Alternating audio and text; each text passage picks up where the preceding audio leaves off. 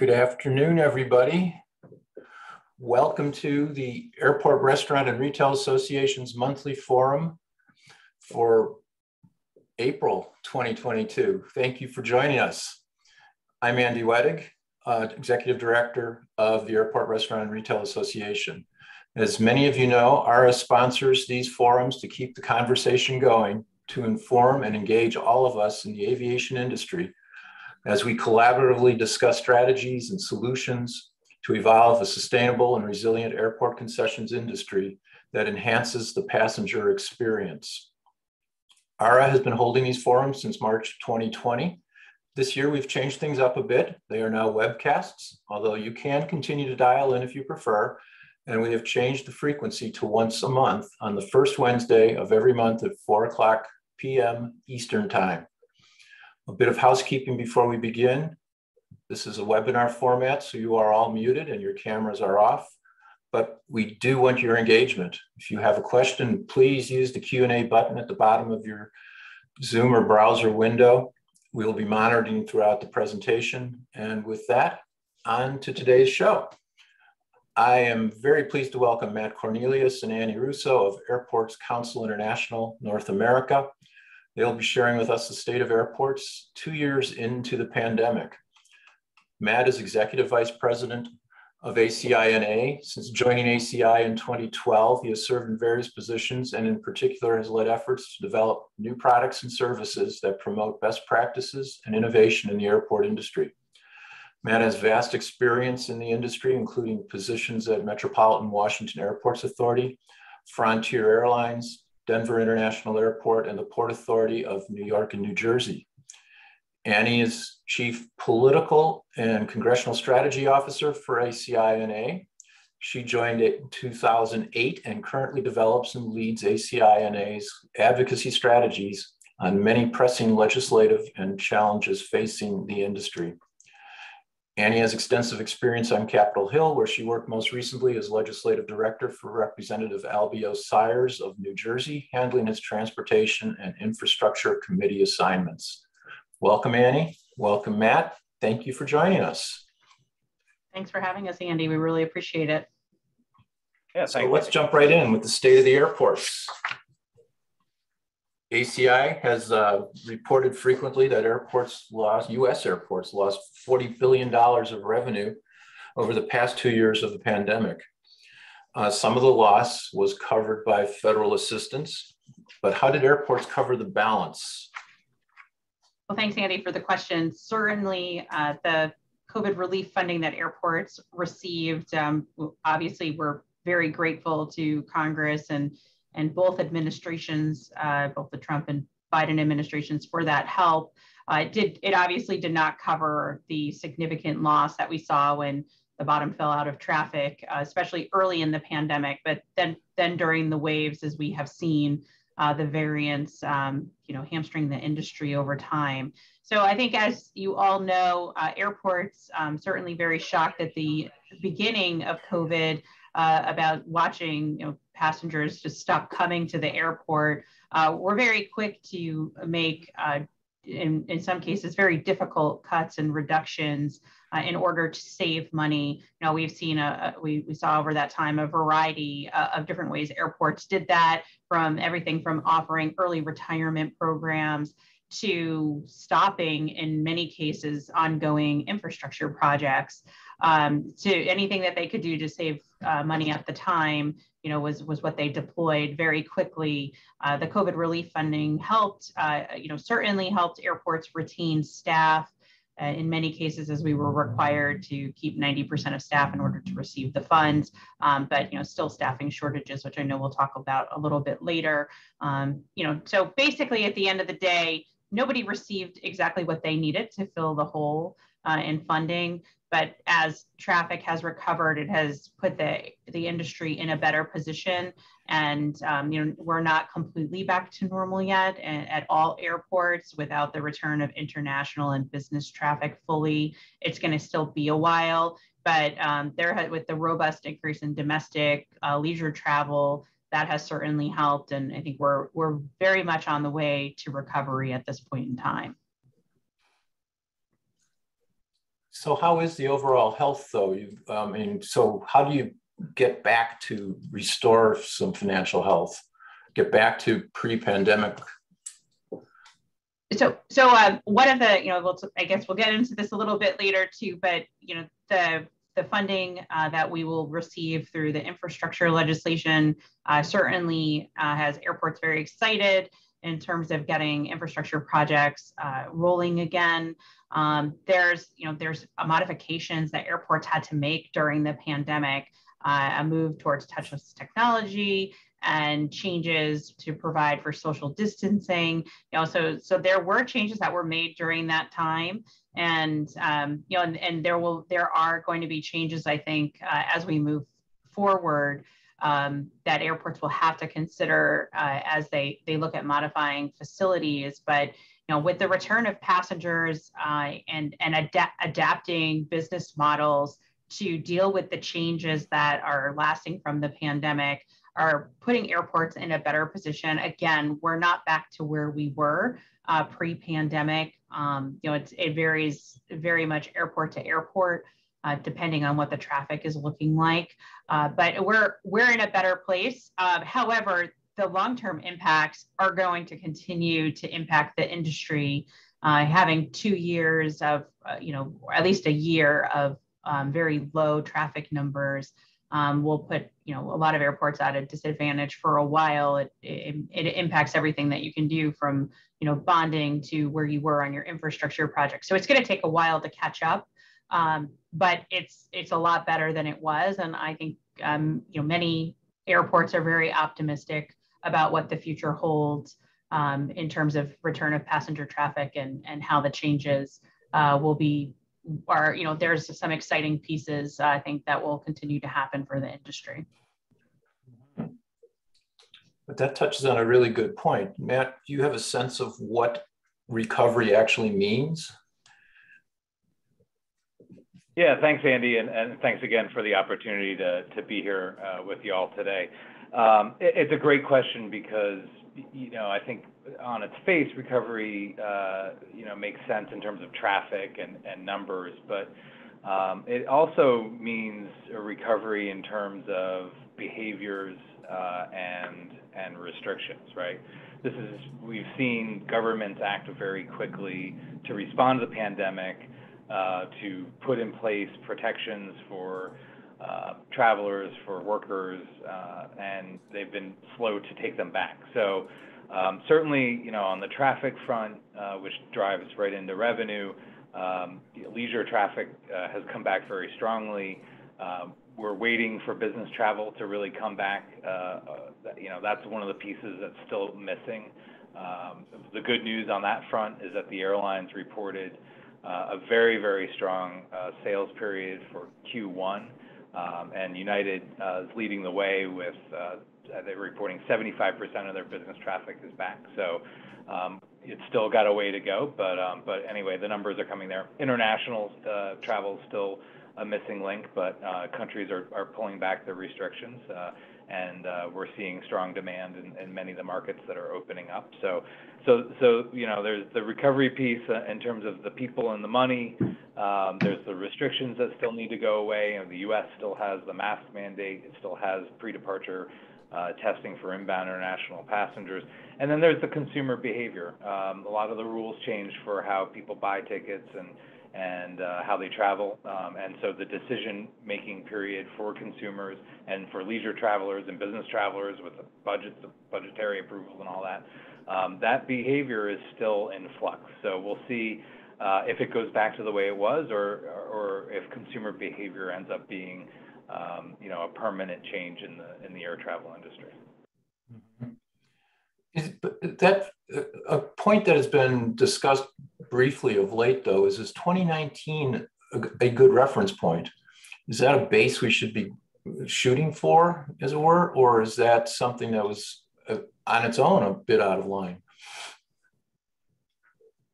Well, I think for lack of better options, we're kind of stuck with it, I think, just naturally as a point in time that makes sense to compare to, right? It's just, whether, for this industry, I think 2008 2001, obviously, with 9/11, we still reference that as points in our history that changed the way we do things. So 2019 will be that way. 2019 was a great year for air travel. It was probably the best year in this century. So it's a strong year to compare to. But I think, again, going back to my last answer, the question will, we can compare the numbers, and that's easy, and that makes sense for everybody. The question will be consumer behaviors. Does that really come back, or are we all forever changed based on our experience in the last 2 years? Yeah. You mentioned, Annie, that CARES, ARPA, federal assistance, which helped airports pay the bills through the pandemic, left them a little bit short, but still they covered a lot of the shortfall. Airports have also just received a large capital infusion from the bipartisan infrastructure law. I don't think it's enough, but so what else do airports need? So, well, we haven't received it yet. So just to be clear about that. Besides that point, yeah. Haven't received ARPA either. There's still a lot of work being done on the implementation side, but airports did receive or will receive over the next 5 years a total of $20 billion in direct investment through infrastructure projects. And then there was another $5 billion for air traffic control towers that will not go to airports, but certainly benefit airports for those projects. So we know that airports have over the next 5 years, $115 billion in infrastructure needs, because every 2 years, ACI does a comprehensive infrastructure needs study. So yes, the gap is quite large, especially when you even if you're looking at the yearly airport improvement program funding, which is a $3.3 billion, and a collection of PFCs, which pre the pandemic was about $3 billion a year. It's just not enough money to fill the void. So there are many outstanding infrastructure projects that that airports are going to have to continue to find revenue sources to fund those outside of even the new bucket of funding that will come out of the infrastructure legislation. But it will help get projects off the ground and get them rolling.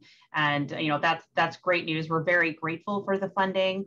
And how airports will do it. A lot of it's going to depend on what happens with traffic and what the needs are. And we'll continue to look at all different ways of funding projects like we have in the past. I expect that airports will continue to go to the bond markets and look at debt financing for getting projects done, and then looking at the longer term for paying back that debt, which was a model that was frequently used pre the pandemic, and I expect we'll be returning to that again for pieces of projects. But I think that it's where this number, the 115 billion, it's about a year old now, and we'll be undertaking an update to that number. So there's really no doubt in my mind that we're going to see an increase on top of that, especially as we see, like Matt pointed out, the changes in passenger patterns, what opportunities lie ahead on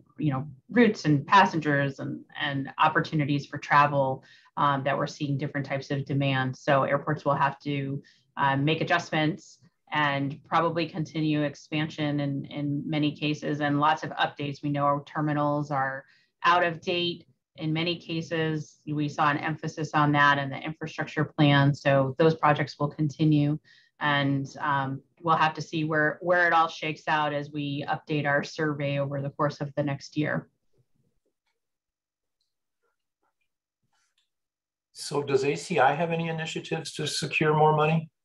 So the airport industry has long been fighting for the updated cap on the passenger facility charge. And unfortunately, when they were negotiating the infrastructure legislation, there was a decision made that it would be direct federal funding, and they weren't going to look at the adjustment of user fees like the PFC or taxes like gas tax, for example. But that the PFC, modernizing the PFC always remains a priority for airports.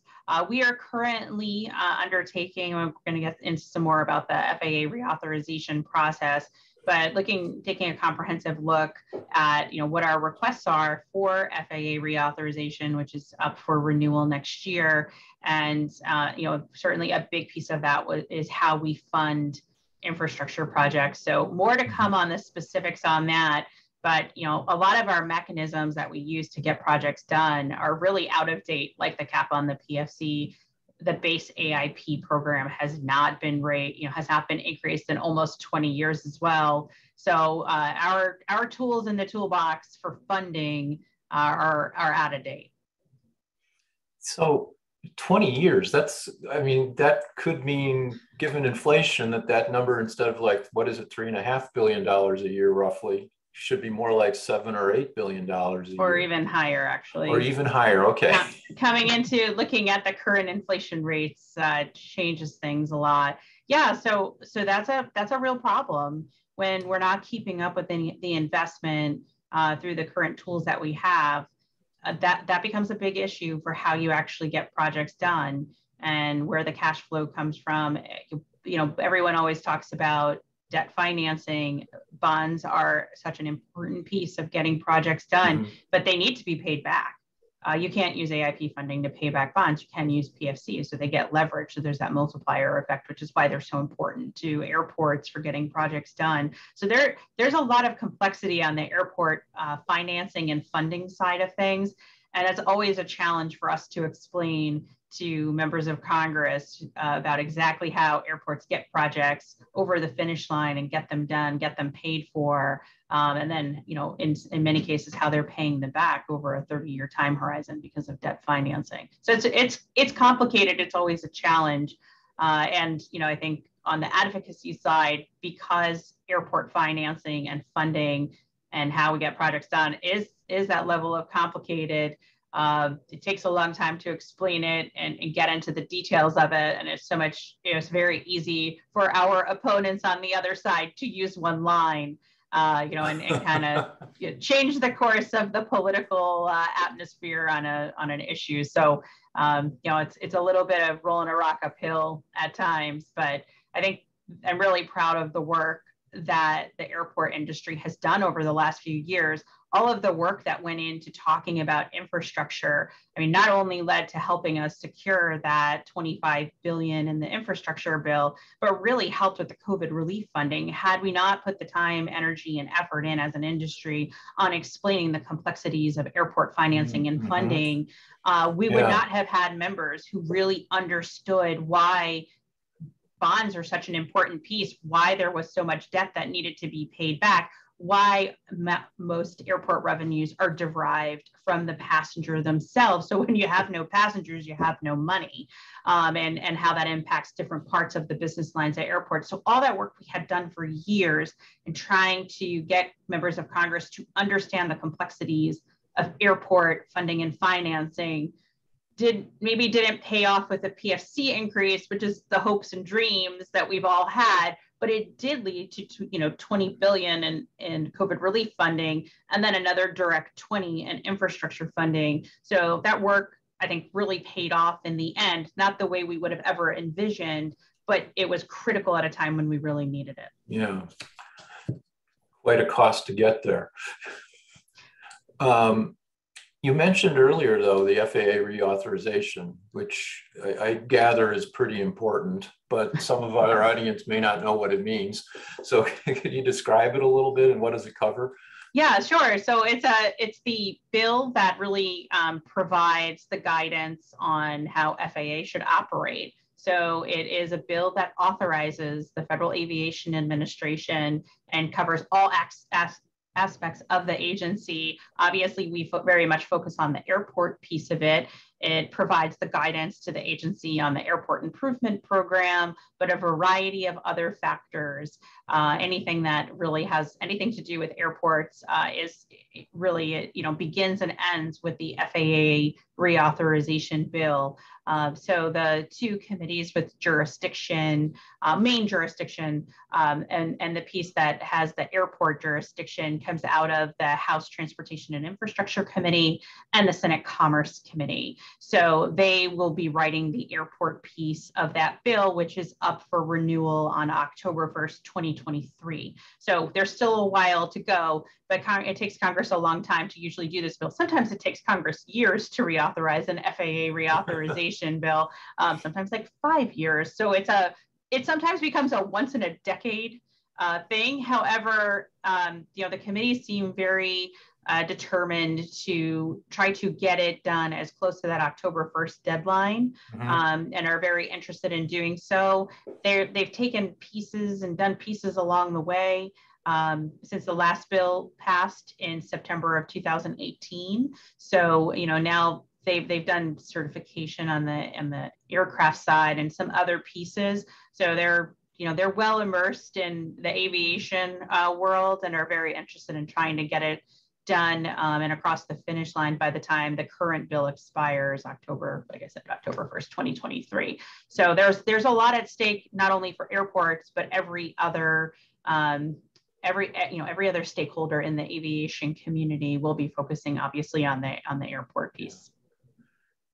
So, the mood of Congress has changed. This is an aside a little bit. The mood of Congress has changed, and it tends to be a little agreement on things. Yes. What happens if it's not passed? So the last time we had about 23 extensions of the last bill. So, and there was actually one shutdown where the FAA was not authorized. It needs to be authorized in order to collect the excise taxes that passengers pay and that are applied to aviation fuels and other things that fund the Federal Aviation Administration. So they do need to keep it authorized. They usually do that through an extension. And sometimes those extensions are a year long. Sometimes they are 30 days long. It really just depends on where they are with the new FAA reauthorization bill. But to your point about little agreement, there actually has been a lot of agreement on FAA reauthorization in the past. And it is traditionally a bill that receives bipartisan support. With that said, though, if you're in the majority, you're in the driver's seat, right? And if you're in the minority, yes, there's agreement. You get some of your priorities, but if you're in the majority, you get to really dictate most of the terms of the bill. And really, what we don't know at this point, because this bill is not really up, it's not up for reauthorization until next year, which is a new Congress. We don't know who will be the chairman or who will be in leadership of either chamber. So we don't know exactly. We have some idea what their priorities may be, and they've certainly told us that when we've met with them. But they don't know the full extent, and we don't know exactly who will be where. So there's still a lot up in the air politically that will dictate what those policies are. So at this point in time, there's a lot of ground to cover. There's a lot of people to talk to.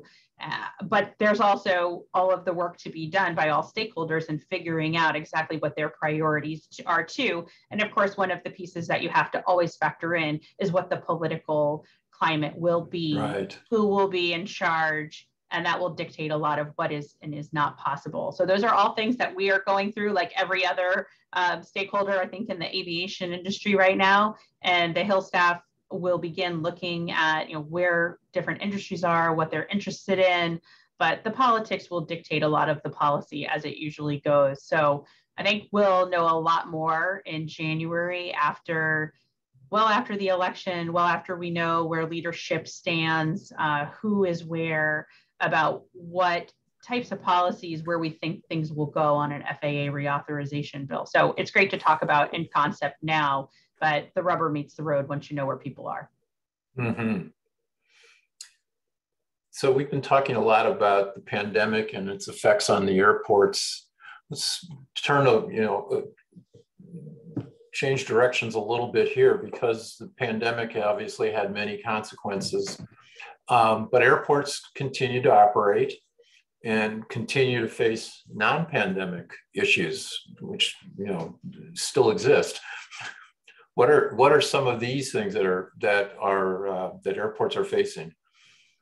So, especially with passengers coming back, we were not worried about TSA lines or customs lines for processing of passengers during the pandemic, when we were not seeing, when we saw all the drop in traffic. But as traffic comes back, those things that we worried about pre the pandemic are coming back. So, not only are we now dealing with a brand new program from FAA for infrastructure, which we're all trying to figure out what it means. Airports are trying to figure out how do they spend the money, what projects are eligible. There's this whole new pot of funding that everybody's trying to figure out, which is a new challenge. You have the logistical challenges too, that, how's your staffing for TSA? What are your lines looking like?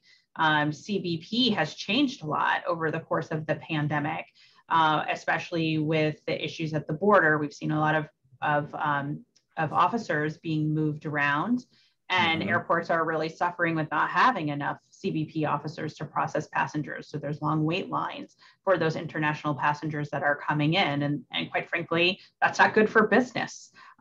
So there's some of those issues where pre the pandemic they have come back. And then there's a host of new ones. I think one of the other things that people don't think about a lot, but one of the things that we were talking about in terms of changing infrastructure pre the pandemic was the number of TNCs that were coming to the airport, how people did come and did not come to the airport anymore. And we're seeing that those passenger behaviors change. I'm sure many people who are listening now probably are thinking, oh yeah, when was, I never drove to the airport pre the pandemic. Then I started driving to the airport again and parking. And it's it's not that bad. I mean, I put myself in that boat as somebody who now drives and parks at the airport. And I hadn't done that for probably 10 years beforehand. But, those types of where we were talking about, well, what do we do?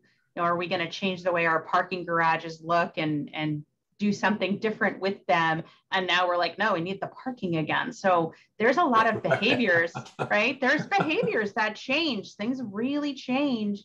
And, I think from an advocacy standpoint, we hear that up on the Hill because members of Congress fly every week. So they're asking questions about those things. We work with a lot of different trade associations around town on the advocacy front too. And, whether they're building, they're the engineers or folks in the construction world who were like, hey, yeah, there's a lot of roadway work that needs to be done at airports. How can we work together on this? Well, there still is. It's just that those roads now need to go to parking garages. So I think those patterns, some things that we were dealing with pre the pandemic are gone. They're new challenges, but some of the old ones are coming back. So it's like a business as usual, but challenges as usual with this added layer of complexity because the behaviors of passengers have changed. It's never a dull moment, right? Never a dull moment, exactly. And so have the behaviors of airlines, man. Through the first year and a half or 2 years of these weekly forums or regular forums, I delivered this little airline news desk report, and I started calling it Routorama because they were changing routes like crazy, adding routes, flying to new places, and now they're dropping them and just constantly changing up what they do. Or they being the airlines. I imagine we try to plan for these new customer behaviors, but the new customer behaviors in part depend on the airline behaviors. So how are these frequent changes in airline route structures and schedules affecting airports in their operations and in their planning? Well, it's a great question, and it changes everything for an airport. So it has been hard to keep up with all the changes. And clearly more changes coming. Everybody's been preparing for the last several months about Frontier and Spirit merging. And yesterday, AvGeek World went crazy with JetBlue's offer for Spirit now. So, more changes in store. But, we're one of the fundamental things, Andy and I talk about with people who are unfamiliar with the airport industry is how capital intensive and really fixed base our infrastructure is. It's not easy to adjust airport terminals, physical buildings, the very unsexy enabling projects that make these terminals possible. Those things don't happen overnight. It takes years and in some cases decades. So The airlines are completely the opposite. They have movable fixed assets. They can, I think in the past they were clearly less open to making quick changes with what their networks are doing, what their airplanes are doing. Those days are over. They are, some of the low-cost carriers were pretty comfortable with that, but a United or a Delta, less so for sure. That's over, and it all goes back to my original point about consumer behavior. They're chasing the dollar. They're chasing the consumers, and so consumers, have been predominantly leisure travelers in the last 2 years, and those people want to go to different places than you or me or folks on business, and so they've had to move it around. It's very, very difficult for the airports to create the capacity. Annie talked about the infrastructure needs survey that we do, $115 billion. Nearly half of that, or more than half of that, was for terminal capacity, and so already beforehand we had a problem with terminal capacity, and now the moves of the airlines have been uneven.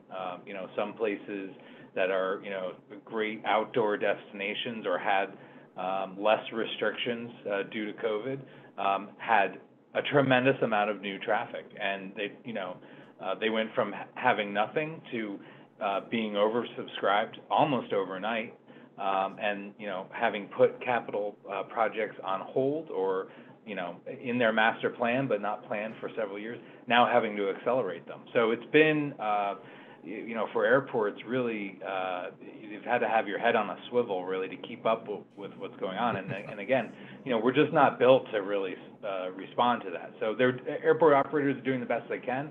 But even on the flip side, for places that haven't done as well in the recovery, you can't just shut these things down. And even if you do shut them down, there's still a cost to keeping them, existing, right? And so there's no easy answer on how to adjust. But the best thing I think all of us can do is continue to talk and try and understand what's happening in the marketplace, and understand what the airlines really are going to end up doing with their passengers and their planes.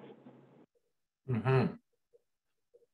I think many of the members of ARA can appreciate the fact that the capital investment can't be moved like the airlines can move, and how it affects our members' abilities to generate revenue and service customers, because clearly labor is clearly one of the major issues, and you touched on it a little bit earlier in terms of airport operations. And it's become an issue for the commercial. It was starting to be an issue for commercial operators, for concessionaires prior to the pandemic. And now it is a top issue, top of mind for everybody, both cost and availability. But I understand that airports also have significant labor challenges at all levels, not just where we would typically think it would be based on our experience, and so are the airlines, because obviously no one thinks of pilots as a low-wage position, but there are shortages there. So what drove all that, and how are airports trying to recover? Yes, so no, you're absolutely right. We from the airport operator standpoint, this has been an issue that we've been focused on, I think, for a number of years before the pandemic. Really focused on the generation that's ready to retire or near the end of their careers, and that really was at all levels. But I think the focus a lot was on the senior level jobs at an airport.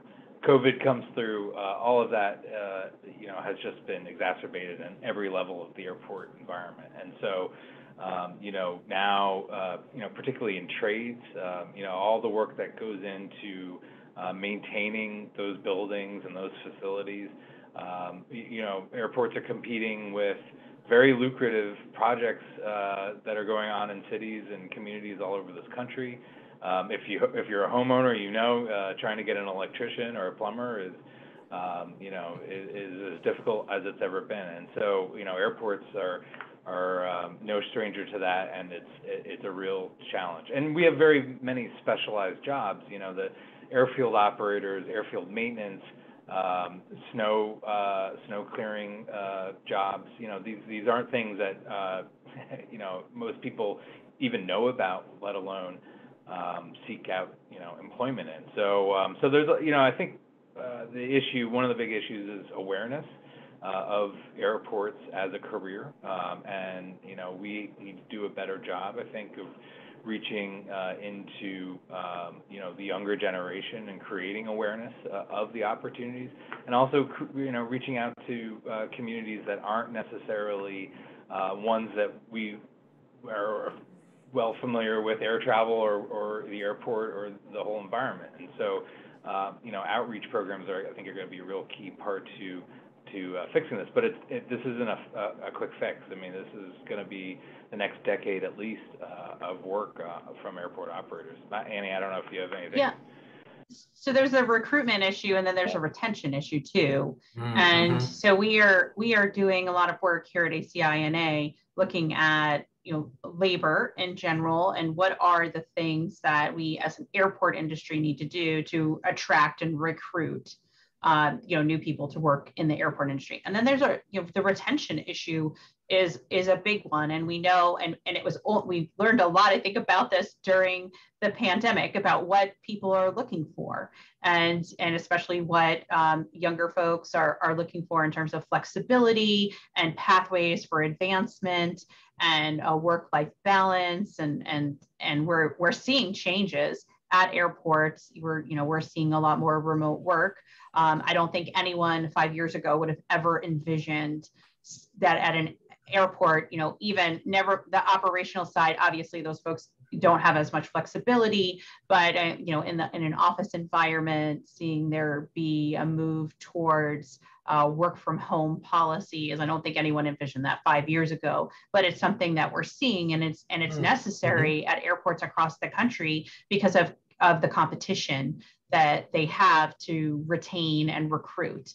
But I think also on the retaining staff, many airports are looking at diversity, equity, and inclusion, and looking at pathways for all employees to progress in their careers and move up. Where we are undergoing a new initiative here at ACI to look at a comprehensive look at DEI at airports and come up with best practices for the industry to promote and ensure that airports have a good, have some standards they can go to, have best practices they can go to really institute those types of initiatives. Because one of the things that we certainly know now is that's a factor for many, and not only recruiting new employees, but also retention. And I think, in just the last few weeks, we've seen some new reports out of DOT, especially about women in aviation, that has made recommendations about how you recruit, how you retain women, especially.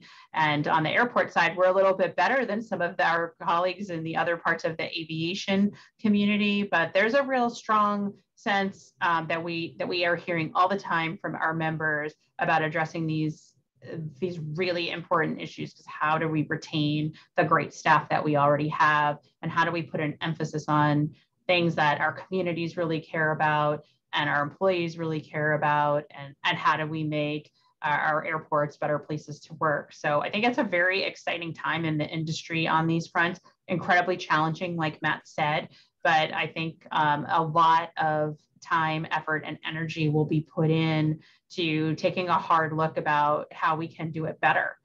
So I'm personally really excited about what will happen, what the outcomes will be, because I see such passion. And I've been at ACI now for quite a long time. So it's encouraging to see the changes that have happened, and more women not only become airport directors, but reach the C-suite at airports specifically. But I think there's really a lot of great things and great potential that we can have as an industry. And we're excited to be a part of that here at ACI and continue to push the envelope to make airports great places to work, which will hopefully help on the labor side.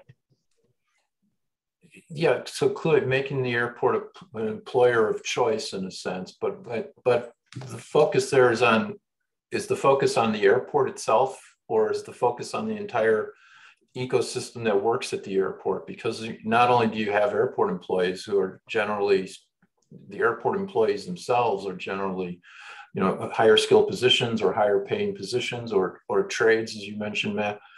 But then there's also that whole realm of employers or employees who are in the lower levels, shall we say, of more hourly work, the custodial staffs, the customer support staffs for the airlines, you know, wheelchair folks and sky caps, folks working in the concessions.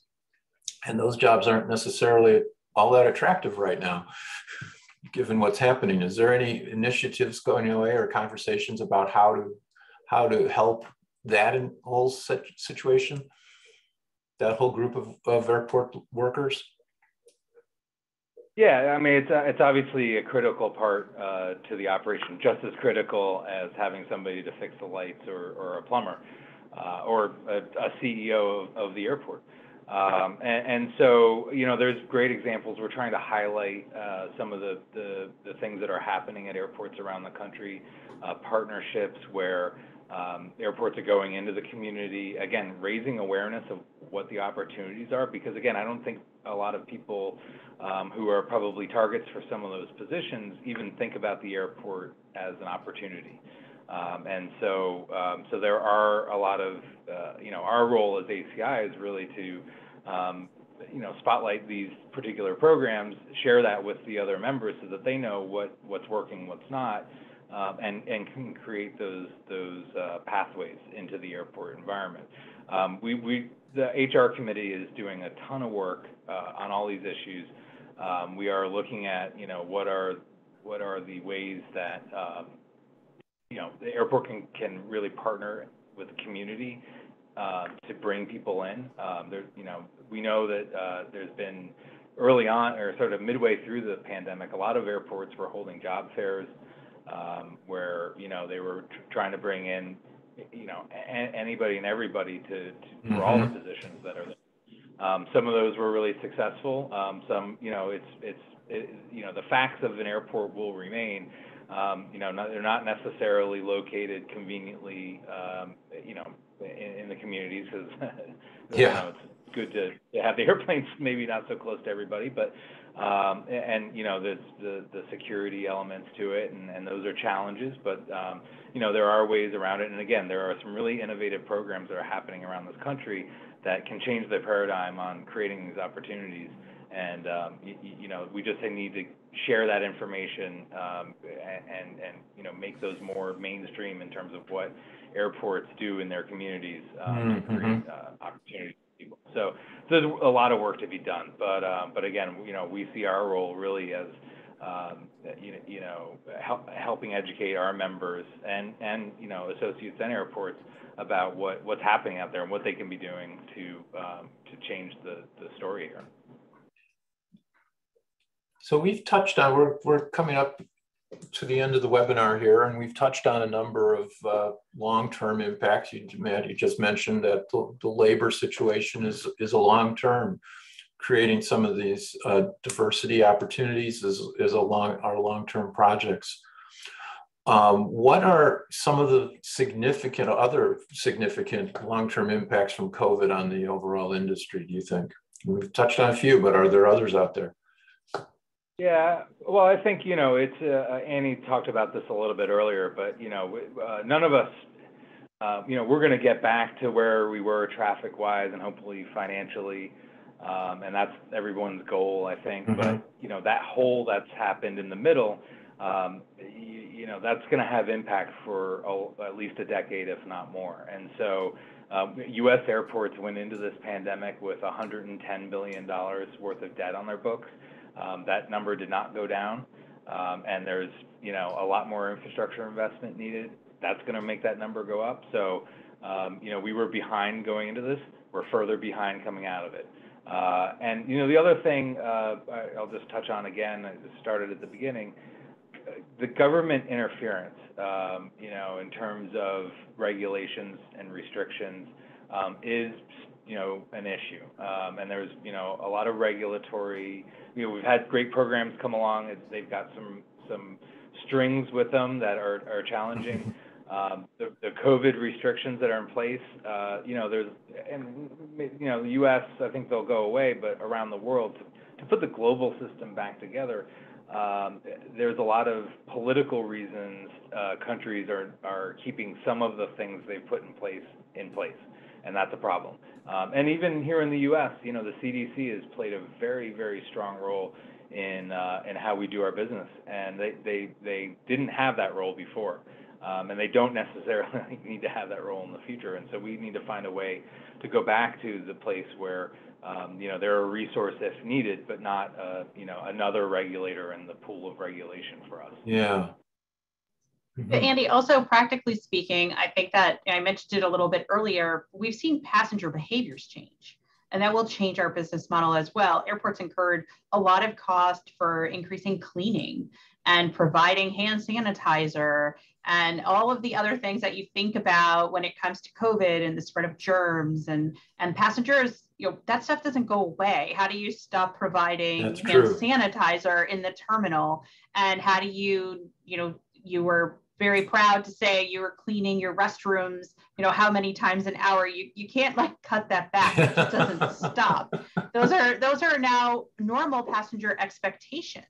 So our business model changes, or how we do business changes from a passenger experience place as well, because people are very much interested in keeping those types of things, or it's just a passenger expectation now. So they may seem little, but they are an added cost, or they're a change. I think people are more cognizant of how close they are to somebody else now. Like, how many times have you gotten up and you've traveled and maybe moved a little bit farther away, or you're willing to stand farther away from the gate because there's nobody over there if you're going to take off your mask and eat, things like that. I just think passengers will be thinking differently, and we are going to have to adjust our terminals and our operations to deal with that passenger expectation. I just don't see them ever going away. I think behavior has changed so much in the last 2 years that we'll have to continue those accommodations. So it is kind of an interesting dynamic of how things will change and the long-term impacts. And I think there's a whole bunch of things we haven't talked about in terms of infrastructure, like upgrades to HVAC systems and air purification systems. And those are all things that airports, I think, are going to continue to want to say, we have done this. And quite frankly, I think those also really benefit your members as well, because they're part of the terminal. They're providing services to passengers, and they also have to deal with that passenger expectation of cleanliness and disinfecting and the hand sanitizer being there, or you're handing out the hand sanitizer wipes, whatever that is, but there's a different expectation. I just don't see that ever going away. I think that's the new norm, and there'll have to be adjustments made to continue to accommodate that and deal with those, how that changes and evolves over time as well. And lay on top of those changes other significant changes that may have been put on hold for a moment or two, such as sustainability. Sure. Yeah. I mean, I think in the immediate time of the pandemic, we were thinking, okay, how much touchless technology can we get in a terminal? And there's great innovation that will happen. I know that you guys have piloted a lot of that on the concession side too, that will change the behavior of how people order food and get it delivered. We've seen changes in what people are buying at the airport during this time, as we've had more leisure travelers and not business travelers. So there's all types of changes that come to the business model, but you're right, there'll be other ones too. And technology changes that, but also our culture and what interests people. We were talking about what interests younger people to join a particular industry, but passengers care a lot more about sustainability and environmental factors. And we have seen, I think the airlines, if they were on, they would probably be talking a lot about that, and they're concerned about how those factors impact the business traveler. Right. And looking at carbon neutral initiatives. Certainly airports are doing that. So it's like COVID is one piece of many things that are happening right now that really there's a big chance that how we do business, these different factors really change over the next decade, because airports are going to have to change what they do, change how they operate to meet the expectations of their communities. That provides also great opportunities, I think, as well on an advocacy or on a Capitol Hill front, or in terms of the types of work that airports can do jointly with other businesses as well. So I think there's great opportunity there. Great. As we close, we've run over a little bit, but as we close out the webinar, Matt, any parting words of advice and wisdom? No, I think just keep your seatbelt fastened. This ride isn't over. Obviously, very seriously, the situation in Russia and Ukraine will have impacts. It is having impacts. So our lives are not getting easier here, and the economy is still very difficult, maybe more difficult. So we've come through a lot of challenges. I think the key to work together, to communicate and collaborate is key. And I think we've tried to do a good job of that. Through everything, but we should continue to do that, and we will get to a better place, but it's going to take more work. Mm-hmm. Annie, do you? Sure, and on an advocacy front, Andy, we've talked a lot already about continuing to work together. I think for your members, it's really important for them to talk about their role at the airport and how important that is. I think as we approach FAA reauthorization, you remember it's something that encompasses the entire aviation industry. So amplifying how important the airport is, as a main component of the aviation industry. Sometimes what the focus becomes is about the airlines and not the airports. We like to keep the airports as a focus, and the importance of investments in airports to all of your members to help us amplify that message is critically important. So we definitely look forward to working with you and other stakeholders on amplifying that message as we move towards FAA reauthorization. There'll be a lot of work to do. Great. Looking forward to it. You may regret that in about a year, Andy. But yeah, all right. So our guests today have been Annie Russo and Matt Cornelius of ACI. On behalf of the Airport Restaurant and Retail Association and all of our viewers and listeners, my sincere thanks for joining us today. Thank you for a very informative conversation. And thank you everybody out there for joining us today. We hope this webcast has given you information that you can use as you plan and as we work together to evolve a more sustainable and resilient industry. Please join us again in 4 weeks, I think, or next month on the first Wednesday, May 4th, as we continue the conversation. Until then, take care, everybody, and safe travels. Have a good day.